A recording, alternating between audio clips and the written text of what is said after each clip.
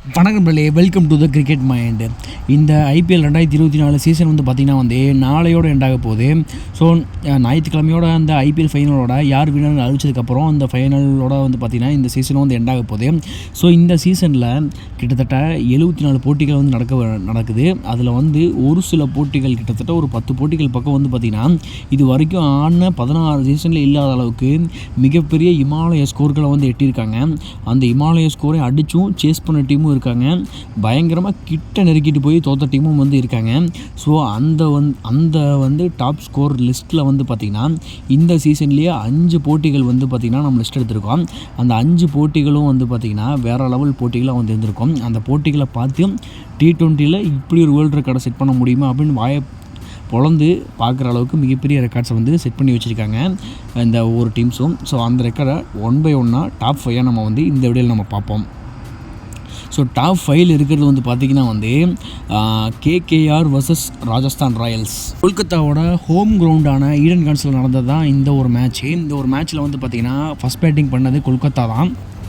Toss win பண்ணி bowling எடுத்தாங்க Rajasthan royals. So அதை தாண்டி பார்த்திங்கன்னா கேகேஆர் பேட்டிங்கில் பின்னி பெடல் எடுத்துட்டாங்கன்னு சொல்லலாம். அதுலேயும் சுனில் நாராயண் பார்த்திங்கன்னா வெறும் 56 பந்துகள் 109 ரன்களில் ஆடி போல்ட் பாலில் போல்ட் ஆகிறாரு. கிட்டத்தட்ட 13 4 6 6 அடித்து 109 ரன்னை கூச்சார். ஸோ அவர் கூச்ச அந்த ரன்னு பார்த்திங்கன்னா அவங்க டீமுக்கு பயங்கர சாதகமாக இருந்துச்சு. அதை தொடர்ந்து அடித்த பிளேயர்ஸ் எல்லாம் அடித்து கிட்டத்தட்ட 223 ரன்களை விளாசி தள்ளிட்டாங்க. 20 ஓவர் முடிவில் 6 விக்கெட் இழப்பில் அடிச்சிருந்தாங்க. ஸோ ராஜஸ்தான் எப்படி இந்த இலக்கை எட்டி பிடிக்கும் அப்படிங்கிற மாதிரி ஒரு சந்தேகனோட பார்த்துட்டு இருந்தாங்க. ஸோ ஆரம்பத்தில் ஜெய்ஸ்வாலோட விக்கெட் விழுந்தாலும் பார்த்திங்கன்னா இன்னொரு பக்கம் ஜோஸ் பட்லர் நின்று ஆடி கொடுத்துட்டே இருந்தார். பயங்கரமான ஒரு ஆட்டத்தை வெளிப்படுத்தினார் சேசிங்கில். கிட்டத்தட்ட 60 பந்துகளை ஃபேஸ் பண்ணி 107 ரன்களை விளாசி 60 பந்துகளை 107 ரன்களை விளாசி கிட்டத்தட்ட பார்த்திங்கன்னா 9 4 6 6ன்னு மேட்சை நின்று ஜெயிச்சு கையில் கொடுத்துட்டு போயிருப்பார் அந்த மேட்சை. ஸோ வேறு லெவல் மேட்ச்னு சொல்ல போனால் சேசிங்கில் கிட்டத்தட்ட கடைசி பால் வரைக்கும் எடுத்துகிட்டு போய் அந்த 224 ரன்னை சேஸ் பண்ணி 20 ஓவர் முடிவில் முடிச்சுட்டு போயிருப்பாங்க. 2 விக்கெட் தேசில் வின் பண்ணியிருப்பாங்க ராஜஸ்தான் ராயல்ஸ். அந்த அளவுக்கு அந்த மேட்ச் பார்த்திங்கன்னா தரமான மேட்சாக வந்திருக்கு. அதனால் டாப் 5ல் வந்திருக்கு. ஸோ அடுத்த நம்ம லிஸ்ட்டில் டாப் 4ல் இருக்கக்கூடிய மேட்ச் என்னென்னு பார்த்திங்கன்னா டிசி வர்சஸ் கேகேஆர். இந்த மேட்ச் பார்த்திங்கன்னா இந்த சீசனில் 16வது மேட்சாக நடந்திருக்கு. இந்த மேட்ச்சில் பார்த்திங்கன்னா கேகேஆர் பார்த்திங்கன்னா புது ஒரு ரெக்கார்டு செட் பண்ணாங்க. கிட்டத்தட்ட 272 ரன்கள் 7 விக்கெட் இழப்பில் அடிச்சிருந்தாங்க. அதுக்கும் முக்கிய காரணமாக இருந்தது யாருன்னு பார்த்திங்கன்னா சுனில் நாராயண் தான். அவரும் இந்த மேட்ச்சில் பார்த்திங்கன்னா 85 ரன்களை விளாசி தள்ளியிருப்பார். பவுலிங்லையும் 4 ஓவர் போட்டு 29 ரன்னை விட்டு கொடுத்து ஒரு விக்கெட்டை தூக்கியிருப்பார். ஸோ அந்த ஒரு மேட்ச்சில் ஆல்ரவுண்டராக பர்ஃபார்ம் பண்ணி பயங்கரமாக மேன் ஆஃப் த மேட்சும் அவர் வாங்கியிருப்பார். ஏன்னா எல்லா டீமும் பார்த்திங்கன்னா அந்த டைமில் அடிக்கிற அந்த ஸ்கோரை சேஸ் பண்ணுறதுக்கு கிட்ட போய் தோப்பாங்க. ஏன்னா சன்ரைஸ் அடித்ததை நீங்கள் பார்த்துருந்துருப்பீங்க. ஸோ அது போல தான் இந்த ஒரு மேட்ச்சில் பார்த்திங்கன்னா 100 ரன்கள் வித்தியாசத்தில் ஜெயித்ததுனால கேகேஆருக்கு நல்ல ஒரு ரன் ரேட் இந்த மேட்ச்சில் கிடச்சிருக்கு. ஸோ அதை நல்லாவே யூட்டிலைஸ் பண்ணாங்கன்னு சொல்லலாம். ஆனால் அட்டி வேறு லெவலில் சொல்லப்போனால் 2-3 பேட்ஸ்மேன்ஸ் அடித்த அந்த ஆஃப் செஞ்சுரி ஸ்கோரால் பார்த்திங்கன்னா 272 ரன்கள் நல்ல ஃபினிஷிங்கோடு நடந்ததுனால பர்ஃபெக்டாக எக்ஸிக்யூட் பண்ண முடிஞ்சுது. அதே சமயம் பவுலிங்லேயும் சூப்பராக கட்டுப்படுத்தி டிசியை 126 ரன்களுக்கு ஆல் அவுட் பண்ணி அந்த மேட்சையும் பர்ஃபெக்டாக வின் பண்ணியிருப்பாங்க கேகேஆரை பொறுத்த வரைக்கும். இதில் அவங்களோட 2வது மேட்ச்னு சொல்லலாம் இந்த லிஸ்ட்டில். ஏன்னா இந்த வருஷத்துலேயே பார்த்திங்கன்னா பயங்கரமாக பர்ஃபார்ம் பண்ணிகிட்டு இருக்கக்கூடிய டீம்னாலும் ஒன் ஆஃப் த பெஸ்ட்டு டீம்னாலும் பார்த்திங்கன்னா அது கேகேஆராக தான் இருந்துகிட்ருக்கு. ஸோ அடுத்த நம்ம லிஸ்ட்டில் 3வது இடத்துல இருக்கக்கூடிய மேட்ச் பார்ப்போம். Sunrise Hyderabad versus Mumbai Indians. இந்த மேட்ச் தான் பார்த்திங்கன்னா நம்ம லிஸ்ட்டில் 3rd பிளேஸில் இருக்குது. சன்ரைஸ் ஹைதராபாத் பார்த்திங்கன்னா தன்னை ஒரு காட்டான வெளிப்படுத்தின தருணம் தான் பார்த்திங்கன்னா இந்த மேட்ச்னு நம்ம சொல்லலாம். ஏன்னா மும்பைக்கு அகைன்ஸ்டாக அடித்து அடி இருக்குது பாருங்க பார்த்திங்களா.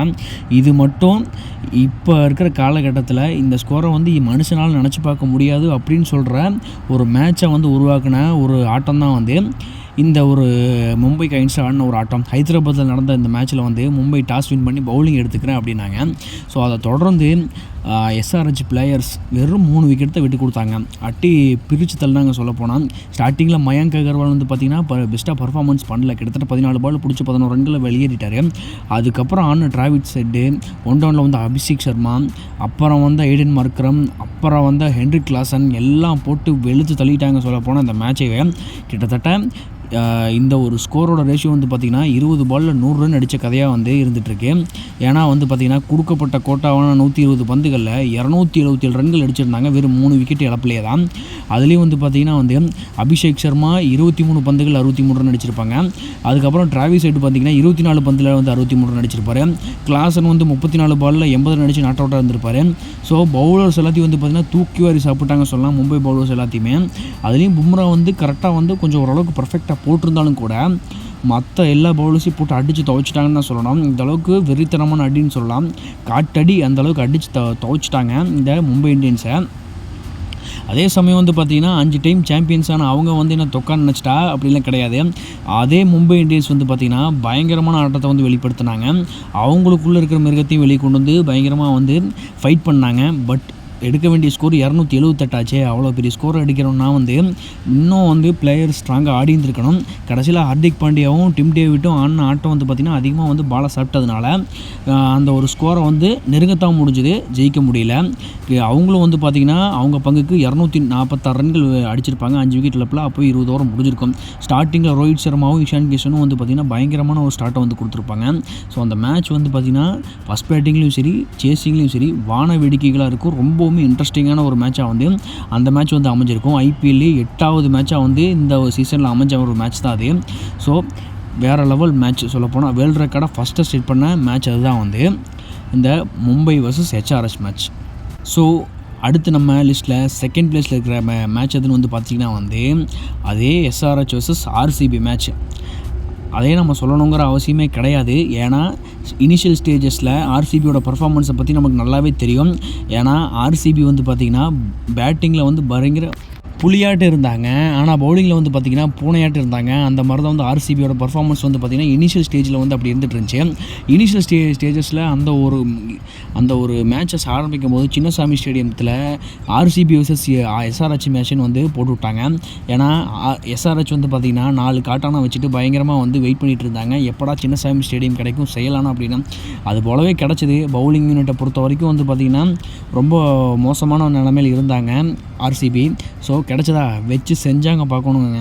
கிட்டத்தட்ட ஓப்பனிங்கில் அபிஷேக் சர்மாவும் டிராவிஸ் ஹெட்டும் அடித்த அடி வந்து பார்த்திங்கன்னா வேறு லெவலில் தெரிச்சுக்கிட்டு போச்சு சொல்லப்போனால் அந்த மேட்ச்சில். ஸோ அபிஷேக் சர்மா வந்து அவுட் ஆனதுக்கப்புறம் வந்து பார்த்திங்கன்னா கிளாஸனை வந்து இறக்கி விட்டாங்க டைரெக்டாக வந்து.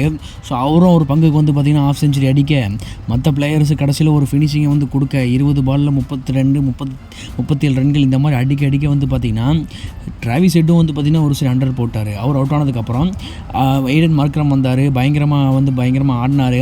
3 விக்கெட், அதே 3 விக்கெட் இழப்பில் கிட்டத்தட்ட 287 ரன்களை வந்து விளாசி தெளிந்தாங்க. இதுதான் இப்போ T20 மேட்சஸில் இருக்கக்கூடிய அதிகபட்ச உச்சபட்ச ஸ்கோர்னே சொல்லலாம்.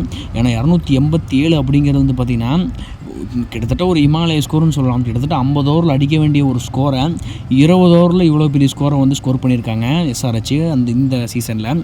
ஸோ இதுதான் வந்து பார்த்திங்கன்னா T20யில் இல்லாத அளவுக்கு, அது இன்டர்நேஷ்னல் லெவலில் இந்த மாதிரி டொமஸ்டிக் கிரிக்கெட் நடந்தாலும் கூட நமக்கு ஆடியன்ஸுக்கு கண்ணு கெட்டின மேட்சஸில் வந்து இதுதான் வந்து அதிகபட்ச ஸ்கோராக வந்து எனக்கு தெரிஞ்சிருக்குன்னு நான் நினைக்கிறேன். ஸோ உங்களுக்கு தெரிஞ்சதை கமெண்ட் பண்ணுங்கள். ஸோ இந்த மேட்சை வந்து எப்படியாவது ஜெயிக்க முடியும் அப்படின்னு நினச்சி ஒரு சின்ன ஹோப்பாவது இருக்குமா அப்படின்னு கேட்டால் ஆர்சிபி கையில் கிடையாது. பேட்டிங் பண்ணணும், நல்லா எஸ்ஆர்ஹெச் பவுலர்ஸை அடித்து உதைக்கணும் அப்படிங்கிற ஒரு இன்டென்ட்டோட தான் வந்து பார்த்திங்கன்னா ஆர்சிபி வந்து இறங்கியிருப்பாங்க. அதே இன்டென்ட்டோட தான் வந்து சூப்பராக வந்து விளையாண்டாங்க. 6 ஓவரில் 80 ரன் வந்து அடித்தாங்க. விராட் கோலி டியூப்ளஸியும் வந்து பயங்கரமாக ஆடினாங்க.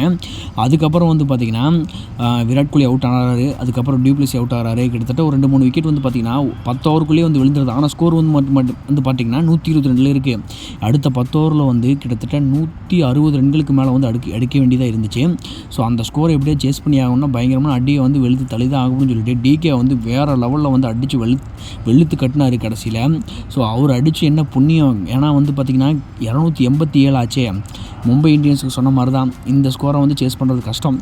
ஆனாலும் வந்து பார்த்திங்கன்னா 262 ரன்கள் வந்து சேசிங்கில் வந்து பயங்கரமாக ரன்னை கொண்டு போய் கிட்ட நெருக்கி தோற்ற ஒரு மேட்சாக வந்து இருந்துகிட்டு இருந்துச்சு. ஏன்னா ஒருத்தர் அவரோட ரெக்கார்டையே பிரேக் பண்ணி 10 ரன் வந்து அடிச்சிருக்காரு.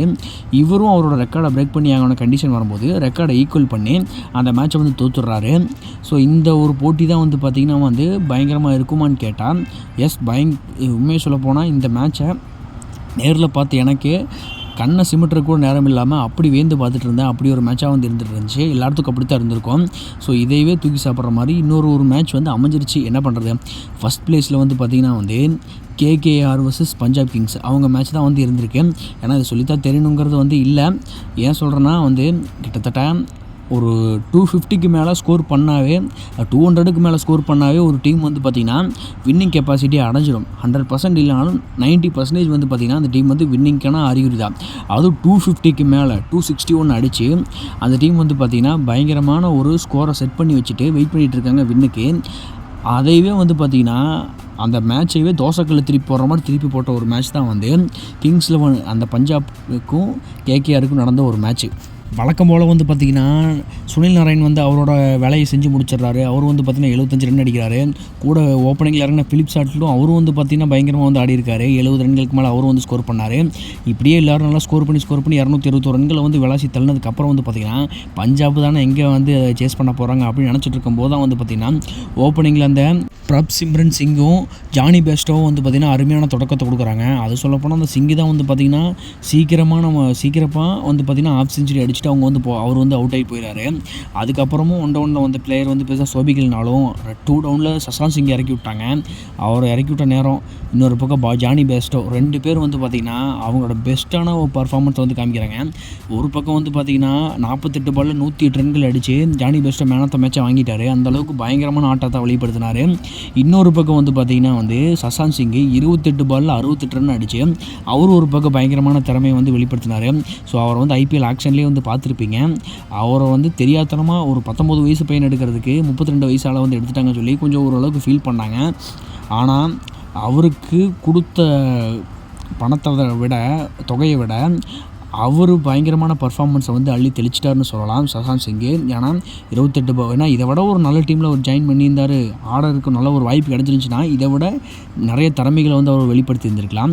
ஸோ சூப்பரான ஒரு ஆட்டத்தை வந்து வெளிப்படுத்தினால இவங்க 2 பேர் தொடர்ந்து நிற்காமல் அடித்ததுனால ஒரு பக்கம் மட்டும் மழை பெய்யல, 2 பக்கமும் வந்து பார்த்திங்கன்னா 6 ரன் மலைகள் வந்து பேஞ்சதுனால அந்த மேட்ச் எப்படியோ பஞ்சாப் வந்து தன் வசப்படுத்திட்டாங்க. சொல்லப்போனால் 261ங்கிற அந்த கஷ்டமான சேசிங்கை வந்து வெறும் 8 விக்கெட் வித்தியாசத்தில் வந்து வின் பண்ணியிருக்காங்க. அதுவும் 18.4 ஓவரில் கிட்டத்தட்ட அப்போவே வந்து பார்த்திங்கன்னா 8 பால் வந்து மீதம் இருந்துச்சு. இந்த 8 பாலும் வந்து பார்த்திங்கன்னா எஸ்ஆர்எஸ்க்கு அகைன்ஸ்டாக அந்த ஒரு 287 ரன்கள் அடித்த அந்த மேட்ச்சில் இருந்துச்சு அப்படின்னா கண்டிப்பாக இந்த 2 விக்கெட் இழப்பு இருக்கும்போதே அடித்து துவச்சி ஜெயிச்சிருந்துருப்பாங்க அந்த ஒரு பெரிய ஸ்கோரவே. அதனால தான் வந்து பார்த்திங்கன்னா இந்த மேட்ச் வந்து ஃபஸ்ட் ப்ளேஸில் இருக்குது. ஸோ இந்த டாப் 5 வந்து எப்படி இருக்குங்கிற பற்றி கமெண்ட் பண்ணுங்கள். இந்த சீசனில் எஸ்ஆர்ஹெச் பண்ணியிருக்கக்கூடிய ஒவ்வொரு மேட்ச்சில் பண்ணியிருக்கக்கூடிய அந்த ரன் ஸ்கோரிங்காக இருக்கட்டும், விக்கெட் டேக்கிங்காக இருக்கட்டும், எல்லாத்தையும் பற்றி தனியாக ஒரு வீடியோ வேணாலும் அதுக்கு ஒரு டாப் 5 வச்சு நம்ம போடுவோம். ஸோ ஃப்யூச்சரில் அந்த வீடியோ நம்ம வந்து மேக் பண்ணலாம். ஸோ இந்த வீடியோ எப்படி இருக்குங்கிற பற்றி கமெண்ட் பண்ணுங்கள். உங்களுக்கு பிடிச்ச டாப் 5 ஃபேவரட் லிஸ்ட் எது அப்படிங்கிற பற்றியும் கமெண்ட் பண்ணுங்கள். நான் உங்களை அடுத்த ஒரு நல்ல ஒரு வீடியோவில் மீட் பண்ணுறேன். அது வரைக்கும் பை.